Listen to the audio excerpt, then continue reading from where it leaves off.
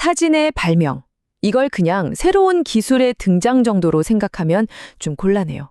이건 그야말로 예술, 법, 심지어 우리가 우리 자신을 보는 방식까지 완전히 바꿔버린 거대한 사건이었거든요.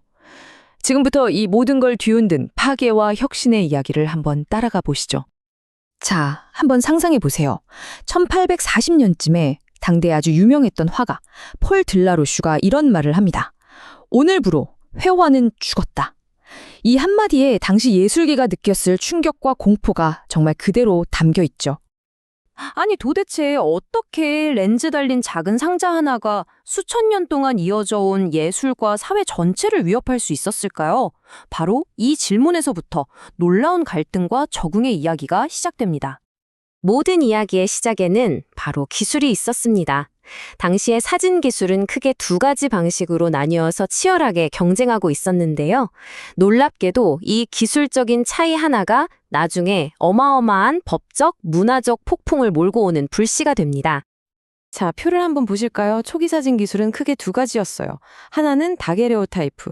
이건 은칸 위에 이미지를 새기는 거라 딱 하나밖에 못 만들어요. 복제가 아예 안 되죠. 마치 그림 한 점처럼요. 그런데 다른 하나, 칼로 타이프는 종이 필름을 써서 이걸로 얼마든지 무한정 사진을 찍어낼 수 있었어요. 바로 이 복제가 되느냐, 안 되느냐, 이 차이가 결정적이었습니다. 갑자기 사람들이 그럼 이 이미지의 주인은 누구지? 같은 이전에는 한 번도 해본 적 없는 질문을 던지기 시작한 거죠. 그러니까 이 싸움은 사실 화질이 뭐가 더 좋냐 이런 경쟁이 아니었던 거예요. 훨씬 더 근본적인 질문이었죠. 이미지는 과연 세상에 딱 하나뿐인 사물일까? 아니면 무한히 복제하고 퍼뜨릴 수 있는 정보일까? 모든 논쟁은 바로 여기서부터 시작됐습니다. 이미지가 정보일 수 있다는 이 생각은 곧바로 문화계의 심장부를 강타했습니다. 그럼 예술은 뭐고 예술가는 대체 뭐 하는 사람이냐는 거죠. 말 그대로 예술의 영혼을 걸고 인간의 천재성과 차가운 기계 사이에 전쟁이 벌어진 겁니다. 당시 분위기를 가장 잘 보여주는 게 바로 시인 보들레르의 말이에요. 그는 사진을 예술의 가장 치명적인 적이고 실패한 화가들이나 하는 것이라고 아주 혹평을 했어요.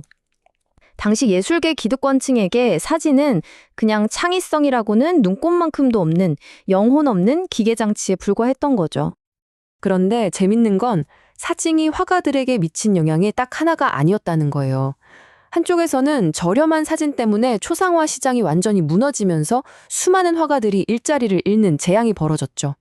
하지만 아이러니하게도 다른 한편에서는 화가들이 실물이랑 똑같이 그려야 한다는 엄청난 압박에서 벗어날 수 있게 됐어요. 이 자유로움 덕분에 인상주의나 추상주의 같은 완전히 새로운 예술사조가 탄생할 수 있었던 겁니다. 예술계의 이 뜨거운 논쟁은 결국 법정으로까지 번졌습니다.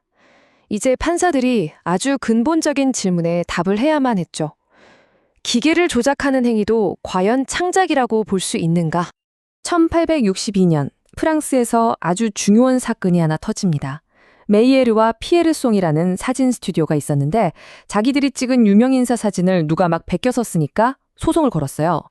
상대방은 이건 그냥 기계가 찍은 건데 무슨 저작권이냐고 맞섰죠. 하지만 법원의 생각은 달랐습니다. 아니다. 사진을 찍을 때 모델의 자세를 어떻게 할지, 조명을 어디서 비출지 결정하는 건 분명히 사진작가의 정신적이고 미학적인 선택이다라고 인정한 거죠.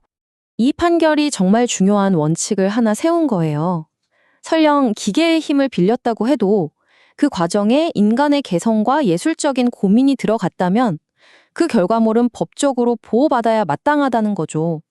이건 앞으로 등장할 수많은 새로운 기술을 이용한 창작물들을 보호하는 아주 중요한 선례가 됐습니다. 자, 이 싸움은 여기서 끝나지 않고 대서양을 건너 미국으로 향합니다. 이제는 스케일이 더 커졌어요. 미국 연방대법원이 헌법을 걸고 답을 해야 했습니다.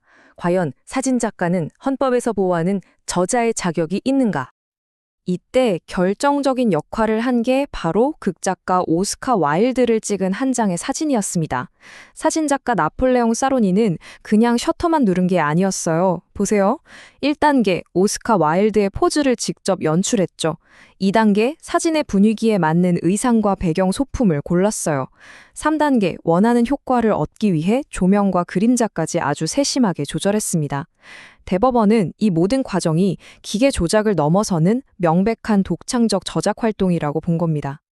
그리고 마침내 1884년 미국 연방대법원은 이렇게 선언합니다. 사짐은 저자의 정신적 개념을 눈에 보이게 표현한 것이다. 이 한 문장으로 기계 시대의 저자란 무엇인지가 법적으로 완전히 새롭게 정의된 순간이었습니다. 자, 이렇게 사진이 법적으로 예술의 지위를 딱 얻고 나니까 이제 기술은 이미지를 모두의 것으로 만드는 길로 나아가기 시작합니다. 사진이 어떻게 세계 최초의 소셜미디어가 되었는지 한번 보시죠. 그 시작은 카르트 드 비지트라는 거였어요. 이게 뭐냐면 요즘 명함만한 크기의 작은 사진인데요. 이걸 대량으로 찍어서 친구나 가족, 심지어 팬들끼리 막 주고받았어요. 말하자면 19세기 버전의 인스타그램 프로사였던 셈이죠. 이게 얼마나 파급력이 있었는지는 가격을 보면 바로 알 수 있어요. 1840년대만 해도 그림으로 된 초상화 하나가 50에서 100프랑이나 했는데 1860년대에는 이 사진이 장당 1.7프랑 수준으로 그냥 폭락해버렸어요. 이제 초상화는 더 이상 부자들만의 전유물이 아니게 된 거죠. 누구나 자신의 모습을 기록할 수 있는 시대가 열린 겁니다. 퍼져나가는 속도는 정말 어마어마했습니다. 1859년에 나폴레옹 3세 황제가 이 형식으로 사진을 딱 찍자마자 카르도마니아, 그러니까 카드 수집 열풍이 전 세계를 휩쓸었어요. 수백만 장이 팔려나가면서 최초의 연예인 굿즈 시장이 생겨나고 집집마다 가족 앨범이 만들어지기 시작했습니다. 사진 대중화의 다음 단계는 한 걸음 더 나아갑니다. 이제 카메라 자체를 사진관에서 꺼내서 모든 사람의 손에 쥐어주는 거였죠. 바로 코닥 혁명입니다. 2888년에 코닥이 내건 슬로건, 정말 상징적이죠. 버튼만 누르세요. 나머지는 저희가 알아서 합니다. 이 단순함의 약속이야말로 사진의 모든 것을 바꿔놨어요. 이제 더 이상 전문가가 아니어도 됐죠. 누가 사진을 찍고 무엇을 찍을 수 있는지에 대한 정의가 완전히 뒤바뀐 겁니다. 그런데 한번 생각해 보세요. 누구나 어디서든 원할 때마다 버튼을 누를 수 있게 된다면 과연 어떤 일들이 벌어질까요? 코닥이 가져온 이 엄청난 편리함은 곧 누구도 예상치 못했던 사회적 문제를 낳기 시작했습니다. 사진 기술이 낳은 이 의도치 않은 결과는 놀랍게도 오늘날 우리 모두의 삶에 영향을 미치는 아주 중요한 현대 법 개념의 탄생으로 이어집니다. 그 마지막 연결고리를 한번 살펴보겠습니다. 바로 프라이버시권의 탄생입니다. 우리가 당연하게 여기는 이 권리가 사실 1890년에 처음 제안됐는데요. 그 계기가 바로 휴대용 카메라, 즉 몰래카메라의 등장이었어요. 새로운 기술이 우리의 일상을 위협하기 시작하자 혼자 내버려둘 권리라는 새로운 방패가 필요해진 거죠. 19세기의 사람들은 기계가 인간 저자의 훌륭한 도구가 될 수 있다는 결론을 내렸습니다. 자, 그렇다면 오늘날 우리 앞에 놓인 질문은 이것입니다. 만약 기계가 단순히 도구에 머무르지 않고 스스로 저자가 되겠다고 나선다면 그때 우리는 과연 어떤 결정을 내리게 될까요?